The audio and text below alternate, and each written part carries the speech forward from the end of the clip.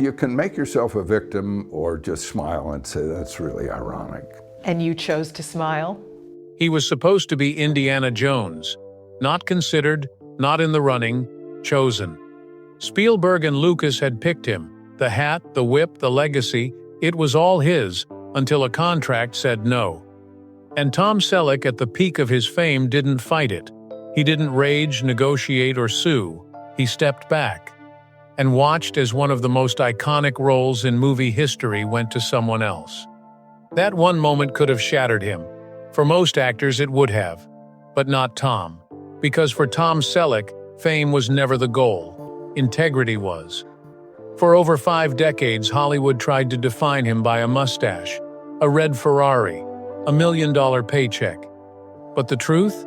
It was never about any of that. Behind the camera lights and network deals stood a man who quietly walked away from superstardom to save his daughter's health, to honor a promise most people would have broken, to live on a 65-acre ranch no one ever saw on screen. He turned down movies, stepped out of the spotlight, and spent years feeding horses and repairing fences while the world begged for his return. He sacrificed roles, risked financial comfort, and chose fatherhood over fame. And when he did come back, it wasn't to chase relevance. It was to tell stories about dignity, about legacy, about family.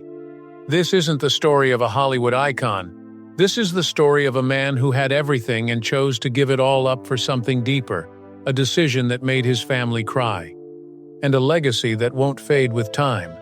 Because when the cameras finally stop rolling, only one question remains. What do you really leave behind? I succeed and fail.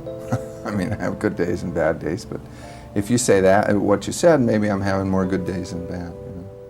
Before the fame, before the fortune, before anyone ever called him Magnum, Tom Selleck was just a lanky kid growing up in a quiet corner of California. He wasn't born into celebrity. He was born into a working-class family that didn't believe in shortcuts, only hard work. His father, a no-nonsense man who worked in real estate, wasn't chasing luxury. He was chasing stability. And his mother? She didn't clock in at an office. She raised 4 kids with quiet strength and unconditional love. Their house didn't have chandeliers or imported rugs. It had rules, chores, home-cooked meals, and a belief that character was more valuable than cash. When the family moved west to Sherman Oaks, they weren't getting closer to Hollywood. They were just trying to build a better life. In that suburban stillness, Tom found his rhythm not on a stage, but on a basketball court. He didn't grow up dreaming of Oscars or magazine covers. He chased rebounds, not roles. Coaches noticed his discipline. Teachers noticed his manners. But he never saw himself as exceptional, just consistent, just reliable, just trying to do things right. That work ethic earned him a scholarship to the University of Southern California, not for drama, but for business. The only way I got into business was I grew up in Los Angeles, and I was studying business in college and never done a school play or anything. His plan was simple: study business administration, maybe get into real estate, maybe follow in his father's footsteps. Acting wasn't even on the radar. There were no stage dreams. No secret headshots, just textbooks and jump shots, a life mapped out in practicality. But life has a strange way of shifting quietly. One elective drama class, one coach who saw something. That was it. No magical audition, no screaming moment of epiphany. Just a quiet door opening where none had existed before. And instead of slamming it shut, Tom stepped in carefully, respectfully, like a man taught to earn his place. That small choice didn't spark an overnight transformation. It was just a flicker. But in that flicker was the beginning of something bigger than even he could imagine. Tom didn't dive into acting the way most do. There were no big declarations, no emotional monologues in the mirror, no dreams of instant stardom. After graduating from USC, he enrolled at the Beverly Hills Playhouse, one of the most respected acting schools in the business. While others chased agents and auditions, Tom focused on the craft. Line by line, scene by scene, he built himself up the only way he knew how, with patience. But then came a different kind of calling, In 1967, while the Vietnam War escalated, Tom received his draft notice, and just like that, the path he had only just begun to explore was paused. He didn't protest. He didn't find loopholes. He served. For 6 years, he was a soldier in the California Army National Guard, part of the 160th Infantry Regiment. In a time when many young men found ways out, Tom quietly stepped in. It wasn't about politics, it was about duty, about showing up when asked. And even in uniform, he didn't abandon the dream. Between drills, he picked up small roles, bit parts, commercials, extra work. He sold products on camera, not as a star, but as a guy who needed the paycheck, a guy who still had something to prove.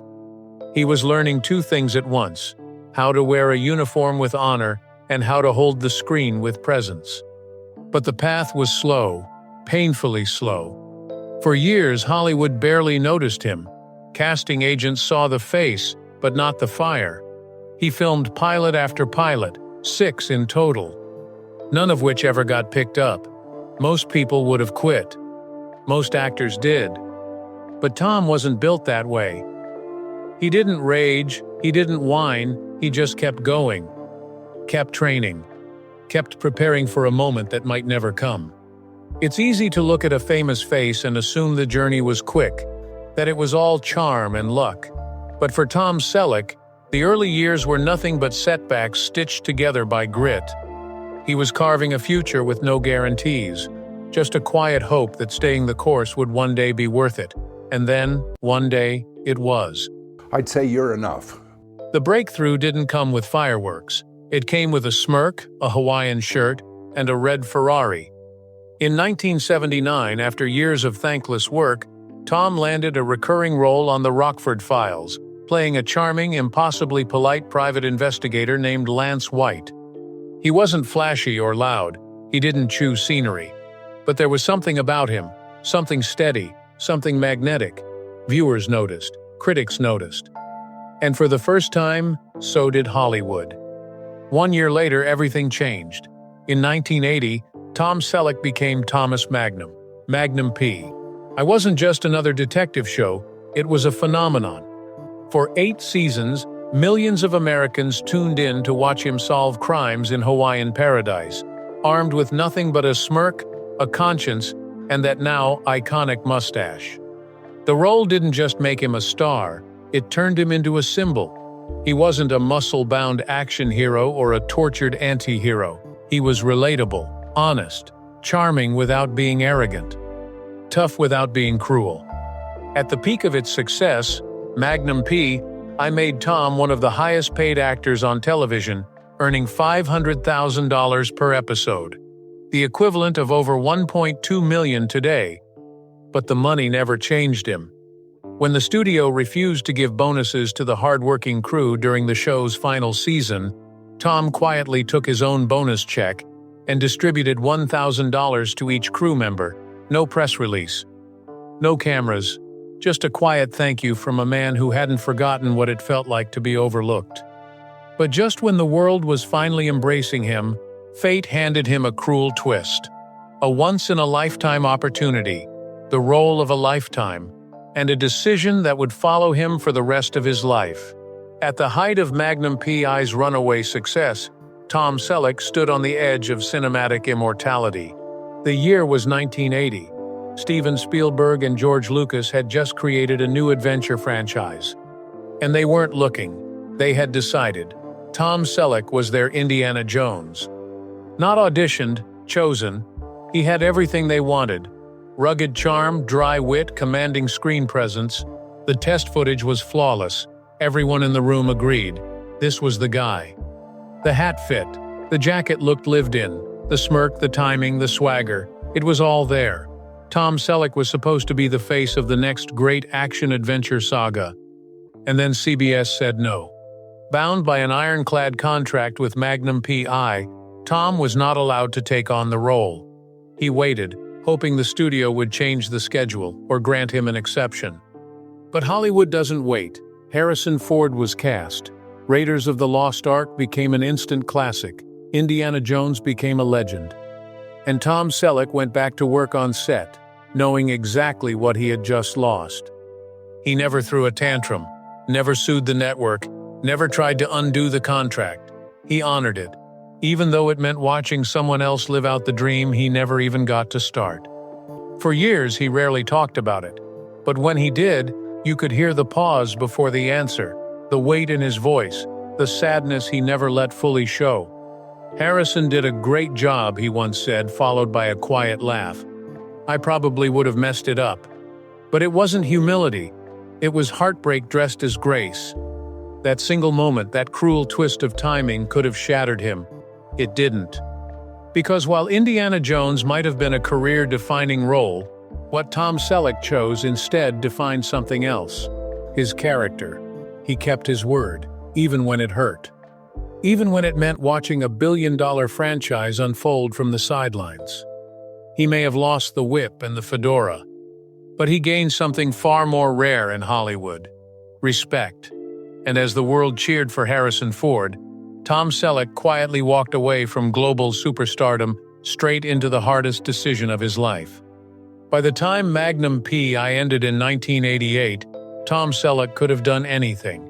He had studios circling, scripts piling up, offers pouring in from every corner of Hollywood. He was still young, still bankable, still adored.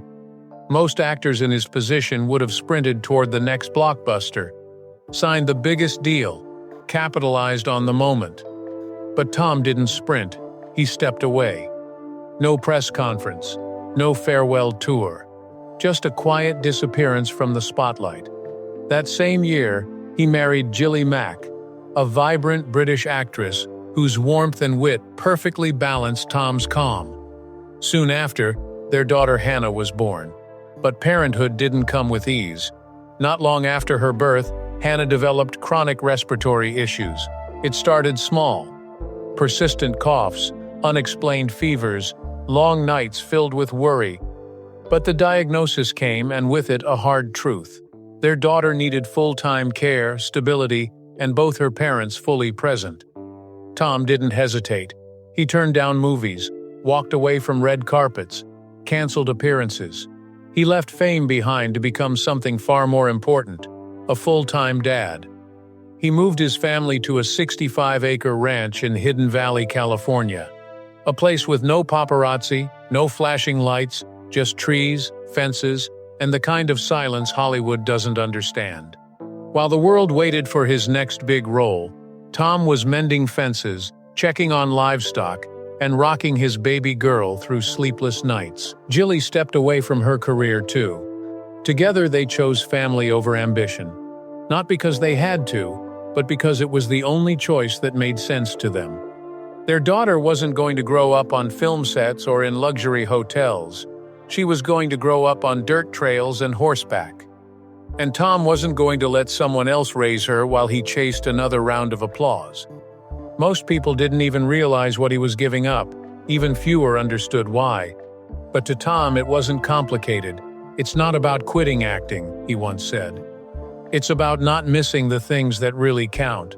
Hollywood may not have known where he went, but at home, in the quiet fields of Hidden Valley, his real legacy was just beginning. Most people assumed he was done.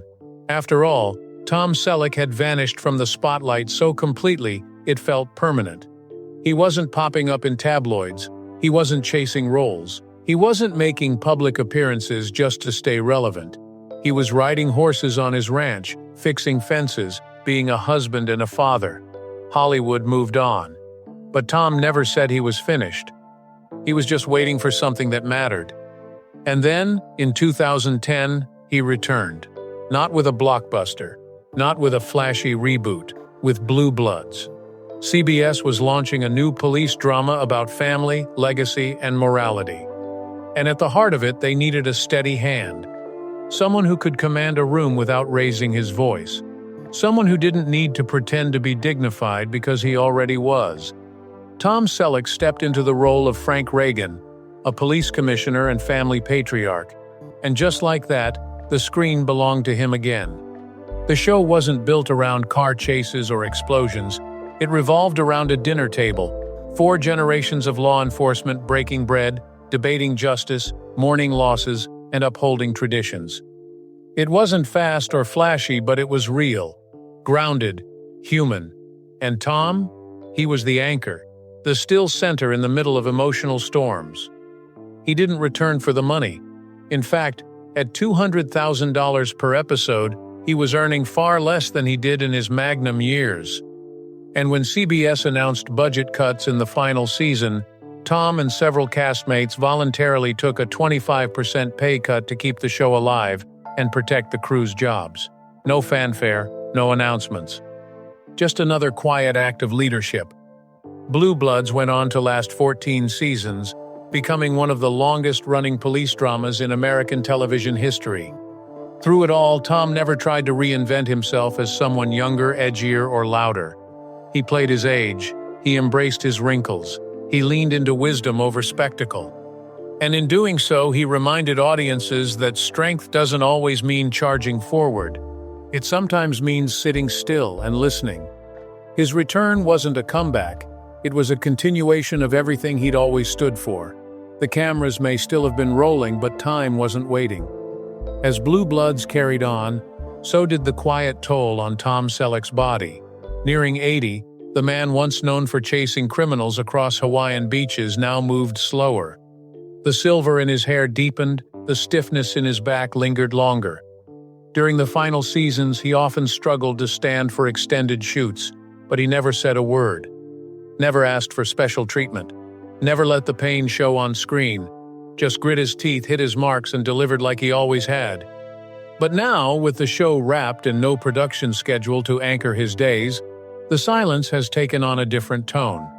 At the Hidden Valley Ranch, where he's lived since 1988, the mornings are still beautiful. The sun still spills over the hills, but the man watching it feels the difference. The stillness that once recharged him now quietly reminds him of what he can no longer do. Some days he climbs into his tractor, checks the fence lines, feeds the horses. Other days he just watches from the porch, hands folded, staring out across the land he built. It's the same land where his daughter learned to ride, the same place where laughter used to echo through the fields, but Hannah's grown now. A successful equestrian in her own right, living her own life. She still visits, still rides the same trails, but she doesn't live there anymore. When people talk about Tom Selleck, they talk about the mustache, the Ferrari, Magnum PI, Blue Bloods, the $45 million net worth. But the people who knew him, really knew him, talk about something else entirely. They talk about the man who never broke a promise. Who once walked away from the biggest opportunity in Hollywood to honor a contract. Who turned down fame to hold his daughter when she was sick. Who gave up roles, money, and attention not for applause, but because it was the right thing to do. Those aren't headlines, they're values. And in the Selleck household, they meant everything. Hannah, now a grown woman, has said the greatest gift she ever received wasn't a lavish childhood or a famous last name, it was her father's presence, his hand steady on hers during morning rides, his silence when words weren't needed, his example, day after day, of what it meant to be steady, patient, and kind. That's the legacy he's leaving behind. Not in awards, not in box office stats, but in the way people felt around him, in the way he made people believe that goodness still mattered, that you could be strong without being cruel, that you could be famous without losing your soul. Tom Selleck never tried to be a legend. He never chased it, never demanded it. And maybe that's exactly why he became one. Not because of the roles he played, but because of the man he chose to be when the cameras weren't rolling. In an industry built on noise, he stayed quiet. In a world obsessed with reinvention, he remained steady. While others fought for more, he gave some of it up, for a sick child, for a promise, for a life grounded in something deeper than applause. His story isn't a Hollywood fairy tale. It's something better. It's a reminder that fame doesn't have to cost you your soul. That success measured in dollars means nothing if it comes at the expense of your character. And that sometimes, the most powerful thing you can do is step away.